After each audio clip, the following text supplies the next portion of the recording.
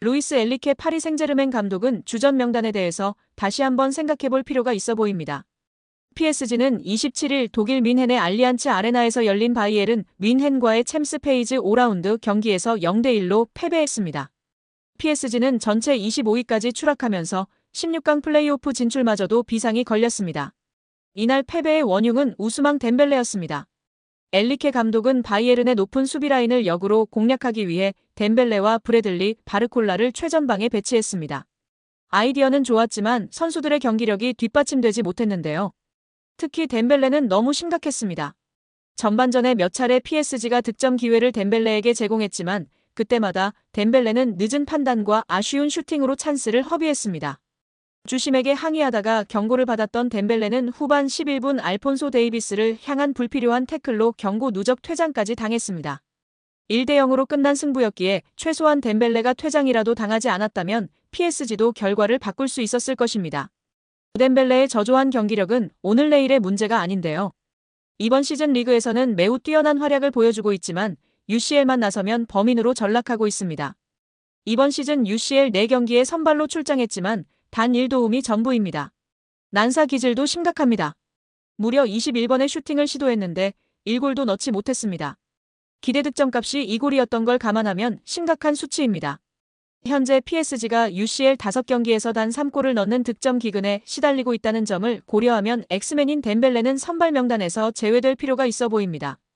덴벨레가 가지고 있는 돌파력과 스피드를 포기하는 게 쉽지 않은 선택이겠지만 덴벨레만의 장점을 통해서 PSG가 본 이득이 전혀 없습니다. 결단이 필요한 시점이기도 한데요. 이제 UCL 리그 페이지는 단 3경기밖에 남지 않았습니다. 레드불 잘츠부르크, 맨체스터 시티, 슈투트가르트와의 대결이 남았습니다.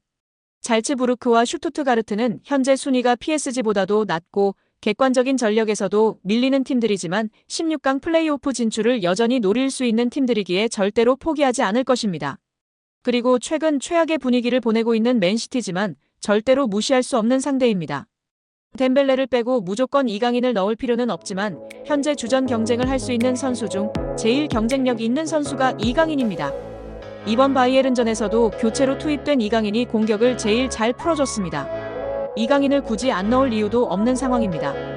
엘리케 감독의 결단이 필요한데요. 덴벨레와 대도적의 이강인은 교체 투입된 이후 PSG의 공격에 활력을 불어넣고 있습니다. 그는 짧은 시간 동안 날카로운 드리블과 패스로 기회를 창출하며 팬들에게 강렬한 인상을 남겼습니다. 그러니 당연스럽게 이강인의 선발 제외 결정에 대해 의문이 제기됐습니다. 당연히 이강인을 선발로 내세우지 않은 결정은 PSG의 공격 정체를 자초한 원인이라는 지적이 나오고 있습니다. 팬들은 SNS를 통해 이강인이 처음부터 뛰었다면 경기 결과는 달라졌을 것이라며 감독의 결정을 강하게 질타했습니다. 결국 PSG는 챔피언스리그 조별리그에서 2번째 패배를 기록하며 조별리그 통과에 적신호가 켜졌습니다. 프랑스 레퀴프는 PSG는 전반에 더 나은 경기를 펼칠 수도 있었다. 그러나 엘리케 감독이 선택한 덴벨레가 침착함을 잃고 자멸했다고 한탄했습니다. 레퀴프는 엘리케 감독의 전술로 추락하는 PSG에 대해 엘리케 부임 이후 UCL 17경기서 6승에 그치고 있다. 기본적으로 엘리케 감독 체제의 한계가 나타나고 있다라면서 절대 져서는 안 될 경기를 졌다. 남은 3경기서 2승을 거둬야 하지만 경기력이 최악이다. 이제 PSG는 유럽 무대에서 존재감이 없는 팀이라고 질타했습니다. 이강인의 파리 생제르맹 입성에 가족의 헌신이 대단했다며 조명하는 프랑스 매체의 보도가 화제가 되고 있습니다. 프랑스 매체는 지난 발렌시아 유소년 디렉터 모촐리 코치의 인터뷰를 인용했는데요. 모촐리 코치는 이강인의 입단에는 가족의 헌신이 있었다고 설명했다. 그는 지구 반대편에 떨어져 있는 어린 아시아 선수를 영입하기 위해선 FIFA 규정을 지켜야 했다. 우리는 그의 가족에게 상황을 설명했고 유일한 방법은 그들 모두가 현지에 집을 구입하고 거주하면서 이강인에 대한 법적, 경제적 책임을 져야 한다고 말했다. 현실적으로 어려운 일이라 생각했기에 거의 포기한 상태였다고 고백했습니다. 이어 그때 이강인의 아버지에게 전화를 받았다. 그는 아들의 미래를 위해 모든 일들을 하겠다고 전했다. 국가, 문화, 관습, 언어 등을 바꿔야 하기에 가족들에게 있어 쉽지 않은 일이었다. 당시 구단과 나는 모든 부분에서 이강인을 물심양면으로 도왔다. 그러나 가족의 힘이 더 모범적이었다며 이강인을 향한 가족의 헌신을 칭찬했습니다. 태권도 도장을 운영하며 자녀들을 뒷바라지했던 아버지와 두 딸과 강인이를 물심양면으로 양육했던 어머니의 사랑과 헌신, 결단으로 이강인이 지금 위치에 있는 것이 아닌가 싶은데요. 여기에 현지 매체의 이강인을 향한 평가도 뜨겁습니다. 이강인은 파리에서 메시보다 더 나은 유산을 가지고 있다. 이강인은 미래의 발롱도르다. 이강인은 마스터클래스이다. 괴물이다. 이강인은 공간에서 보인 기술력이 대단하다. 이강인의 볼터치는 정말 흥미롭고 대단하다 등으로 호평 일색이었습니다. 드리블 성공 횟수는 메시와 비니시우스가 1, 2등이나 드리블 성공률은 67%로 이강인이 유럽 7대 리그 다 통틀어서 1위입니다. 22세의 한국 선수가 이러한 수치를 가지고 있다는 것이 무척이나 고무적인 일인데요.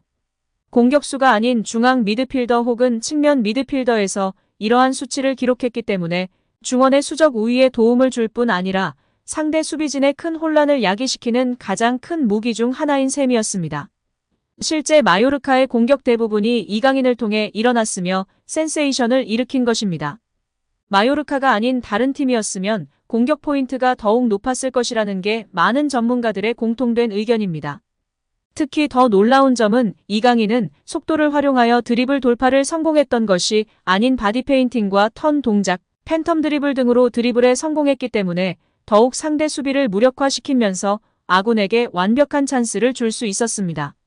시간이 지나면서 스피드가 떨어지면 자연스럽게 기량이 하락하게 되는 유형이 아닌 정말 공을 잘 안 뺏기는 드리블 스타일이었다는 것입니다. 요즘 현대 축구에서 가장 중요시 여기는 것 중 하나인 탈압박, 볼간수 1위인 것입니다. 이러니 클린스만 감독도 상대가 이강인을 막을 수 있는 방법 파울밖에 없었다라고 이야기하였고, 마요르카에서의 동료였던 무리키는 이강인과 함께 뛰었던 일이 영광스러운 일이었다고 말할 날이 반드시 올 것이라며 리스펙한 것입니다. 또한 프랑스의 현지 오만 유튜버는 마치 젊은 시절 메시의 드리블을 연상케 한다며 극찬하기도 했습니다. 파리 생제르맹에 입단한 이후 르 아브르와의 비공식 데뷔전 이후에는 현지 팬들이 직접 메시를 이야기하며 비교하였습니다.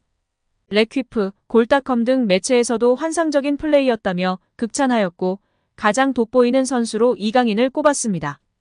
요즘에는 가장 쓸데없는 걱정이 연예인 걱정이 아니라 이강인 주전 걱정이다 라는 신조어가 생겼습니다.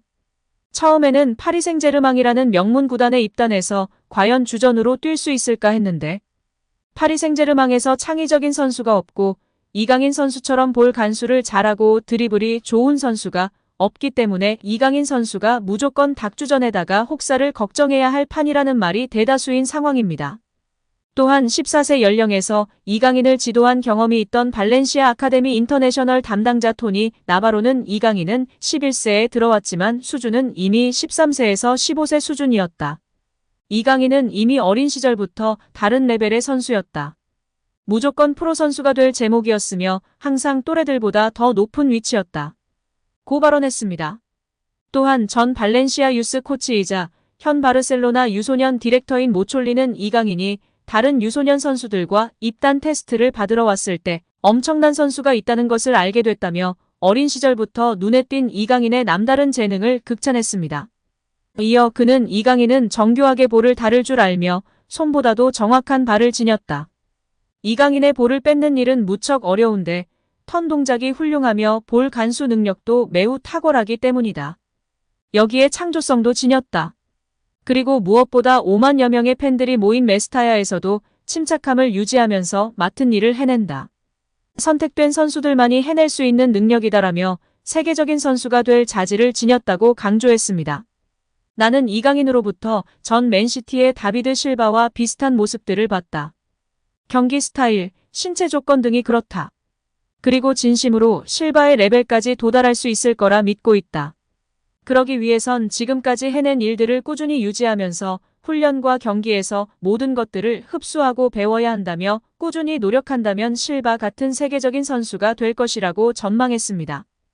또한 그는 이강인이 특히 경기에서 보이는 투쟁심이나 경기 전반을 풀어가는 방법이 눈에 띈다며 플레이메이킹 능력을 칭찬하기도 했습니다. 또한 이강인을 영입한 결정적 인물이 이 사람인 것이 알려지면서 더욱 화제가 되었는데요. 바로 캄포스 단장입니다. PSG 단장 캄포스는 유망주 스카우팅으로 굉장히 유명한데요. 그가 점 찍은 선수들은 모두 월클이 되기 때문에 그가 찍기만 하면 일단 몸값이 기하급수적으로 오르고 성공이 보장된다고 할 만큼 큰 신뢰를 얻고 있습니다. 2012년 그는 무리뉴의 부름을 받아 레알 마드리드의 스카우트 겸 전술 분석가가 되었습니다. 부임 당시 언론의 비판을 받았지만 그는 레알 마드리드에서 카르바알과 카세미로의 잠재성을 알아보고 팀에 추천했습니다. 무리뉴가 레알 마드리드를 떠난 이후 캄포스 역시 레알 마드리드를 떠났는데 그가 새로이 자리 잡게 된 팀은 당시에 구단주가 바뀌면서 재정이 넉넉해졌던 AS 모나코였습니다. AS 모나코의 기술 이사로 자리 잡게 된 캄포스는 라다멜 팔카오, 주앙 무티뉴 하메스 로드리게스 등의 선수들을 영입하는 것을 주도하며 그의 안목이 주목받기 시작하였으며 구단주가 소송으로 인해 재정적으로 다소 어려움을 겪게 되자 유망주 영입에 발을 내딛었습니다. 캄포스는 베르나르도 실바 파비뉴 토마 르마 앙토니 마샬 킬리안 은바페를 AS 모나코로 영입하며 팀의 미래를 위한 전력을 구축해내며 다시 한번 찬사를 받았습니다. 이후 AS 모나코를 떠난 그는 릴의 부름을 받아 그곳에서 단장직을 맡게 되었습니다. 릴에서 캄포스는 니콜라스 페페를 영입하였고 이후 페페가 떠난 뒤에는 빅터 오시멘을 영입하며 안목을 발휘했습니다. 열거한 선수들 모두 월클이 되었거나 월클급의 수준급 선수들이 되었습니다. 이런 여러 대박 상품을 배출해 명성을 높였습니다. PSG가 이강인을 포함해 여러 선수를 대거 영입하며 전력을 보강한 것도 결국 UCL 정상을 향한 열망이 반영된 것인데요. 바르셀로나와 스페인 국가대표팀을 지도했던 루이스 엘리케 감독에게 지휘봉을 맡긴 것도 같은 맥락으로 해석할 수 있습니다. UCL 우승을 위해 전반적인 영입 기조를 변경한 겁니다. 한국 축구 팬들은 이강인이 UCL 우승컵을 들어올리는 장면을 벌써 기대하고 있습니다. 박지성 선수에 이어 두 번째로 챔피언스리그 우승 경험을 한 한국인 선수가 되길 기대하고 응원하겠습니다.